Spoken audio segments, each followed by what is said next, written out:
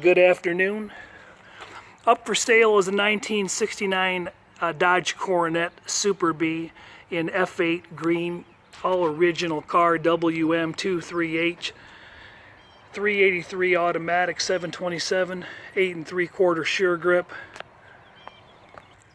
Gonna run around the car and show it, talk about it, say what it is, and then take it out for a test drive as usual. This car's for sale. If it's of interest to you, 810-691-2664. Let's talk about the cool stuff first. It's a 383 automatic, full numbers matching. What does that mean? This Superbee's got the correct stamped VIN on the motor, on the transmission, on the fender tag, on the dash placard, and on the rear body. It does not have the sticker in the door jamb, but it's got all the essential stamps that are necessary. The body's in really nice survivor shape. It's had some repair work underneath the vehicle I'll show you in a minute. The exterior rust to talk about on the car is along the bottom of this door skin.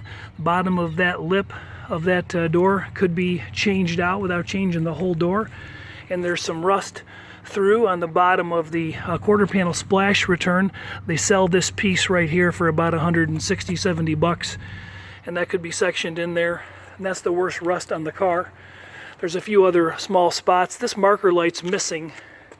The bumper rubbers, the extensions are in good shape. The bumper rubbers are cracked up in a couple different spots. A little bit of stage 1 patina and pitting on the original tail light. Bezel, original glass is all in good shape. Pentastar markings on the windshield, a couple minor scratches here and there. One of the coolest features on this Superbee is a functional N96 code. Let me see if I can get that to come in. There we go, N96. Matching VIN again on the core support. Oops, where's my finger at? There it is, core support. Engine trans, dash placard.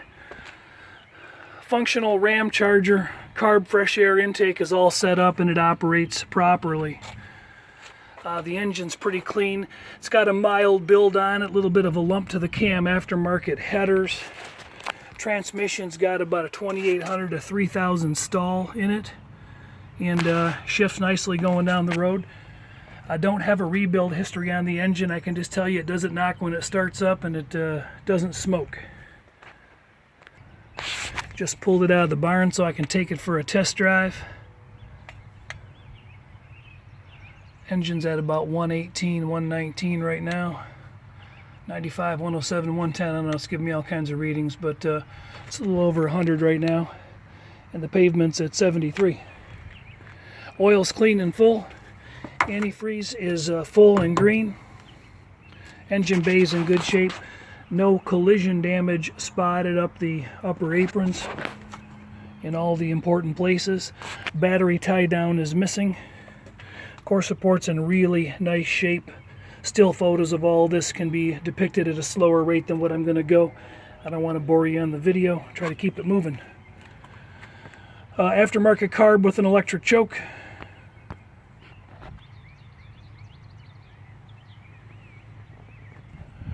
Car's been repainted a long time ago. It's still got a decent reflective quality. It's got some hairline scratches, a few chips, door dings, rust spots. It's definitely been used, but it's a good driver quality car. Certainly something you could get through the summer, or if interested, repaint it. Pentastar markings, no major rock chips there in the windshield. A few small stone splash, etc. Aftermarket wheels, nothing really to talk about there. Chrome on the door handles is in good shape. A little bit of general light dotting style patina on the vent windows.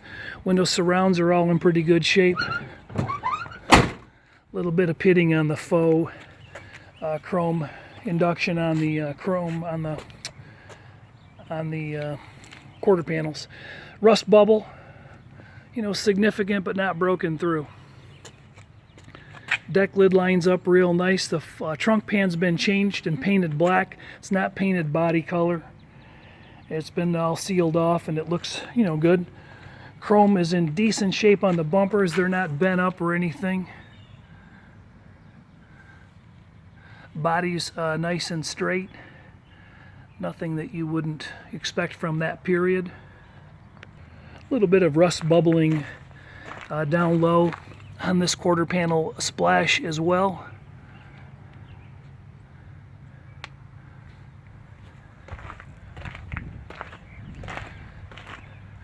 If you're interested in purchasing this car, the number to call is 810-691-2664. 810-691-2664. The door, the grill, what am I talking about the doors? The grill's in good shape. Door hinge pins on the driver's door sag a little bit of wear there. Hood lines are nice. Car's got a very respectable, original, untouched interior except for the Superbee mats that were added. A little bit of pilling in the carpet. Original seat covers show very nicely. A little bit of entry wear right there. Nothing too bad. C16 wood grain console option. It's in pretty nice shape for an original. Dash shows nicely. I'll do a better job of showing that when the sun's not beaming into my face. Dash pad's in good shape. The interior shows pretty well for a for a good-looking driver. The door panel vinyl you can see is shrunk at the bottom and loose.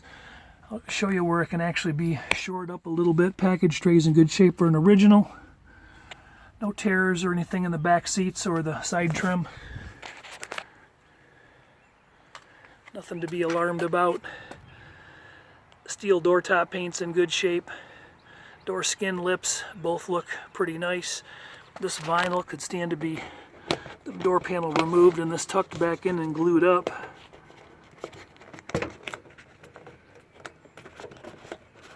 So that could be addressed. Let's climb underneath it. So the frame rails front and rear look good. Bottoms of the doors nice and solid. Car appears that it was undercoated or sound deadened way back when. You can see good solid original metal under the structure. The floor pans were replaced using a correct stock style replacement, not a stop sign. This pan was cut out and put in, sectioned all the way across. There's the seam, kind of even with the exhaust seam if you can see it. And floors are in good shape. Sound deadened there, of course. That's pretty much what the whole underbody looks like. Older fuel lines and brake lines, doesn't look like that stuff's been changed. Some of the rubber stuff's been serviced. Dual aluminized exhaust into Flowmasters. Got aftermarket headers. That system is older, 8 3/4 sure grip. Reported as a 355. I'm not positive about that, but seems to be correct. Original leaf springs present. Rockers are in good shape. Both sides look like that. So down the driver's side, the rust begins on the bottom of the door skin. From the feature line down, this section here could be cut and replaced without replacing the whole skin. Dog leg area is in pretty decent shape, and then there's some heavier rust down there in the wheel splash area. This replacement piece from the feature line down is sold for about $150, $160, but you can see the rust bubbling there. So if you're going to get into some body work, paint the car, that's what you'd do. You could get by with perhaps splicing those two pieces in and blending off the door in the bottom of the quarter, live with some of the other contusions for a few years, or finish it. I don't know. Let's take a listen to it though.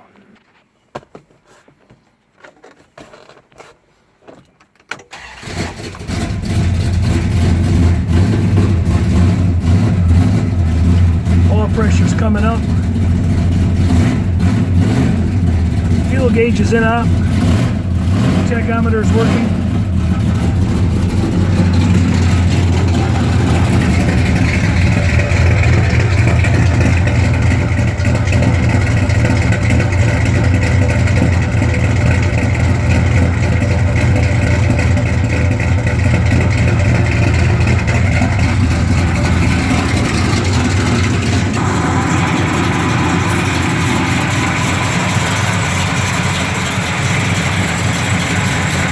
A little bit of an exhaust leak through these headers. They might stand to be tightened up.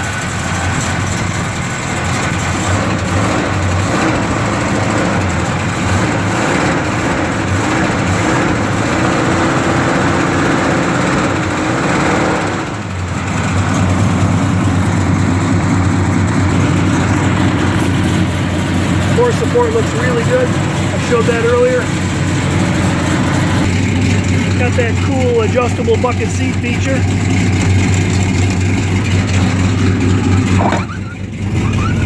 N96 C16 doesn't have too many more options besides that. Does not have a working horn, but the horns are in place. Alright, let's take off. Again, the car's got a little bit of a stall converter.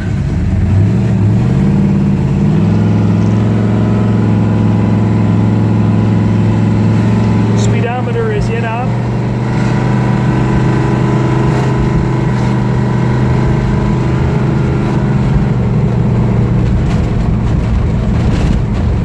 A lot of holes in the road here coming up. Smooth out here in a minute.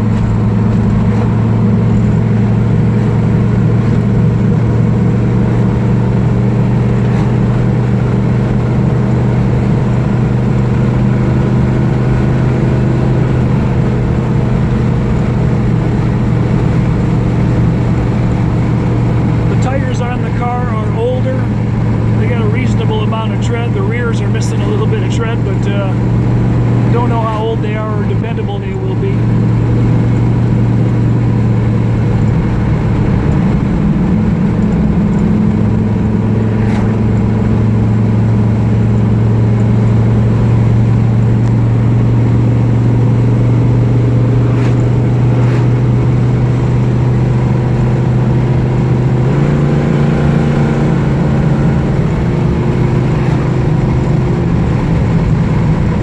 Accelerates really nice. Transmission shifts are pretty firm.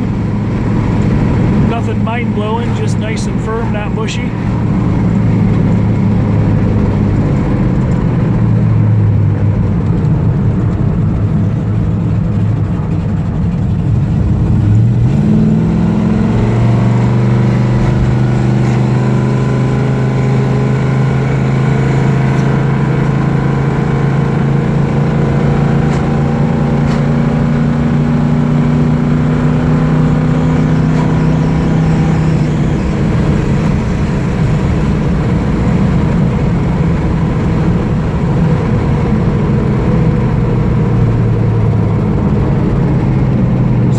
Road nice.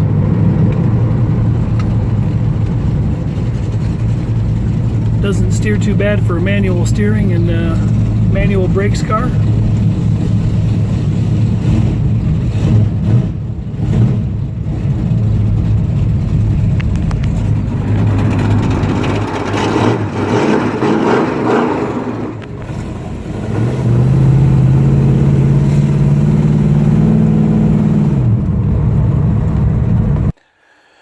Overall, a decent runner. It's been in storage for several years. Could probably stand to have a couple tanks of gas run through it.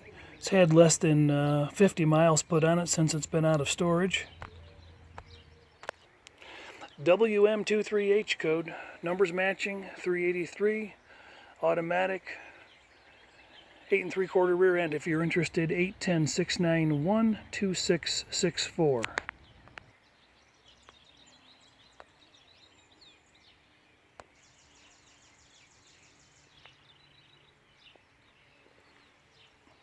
Have a great day.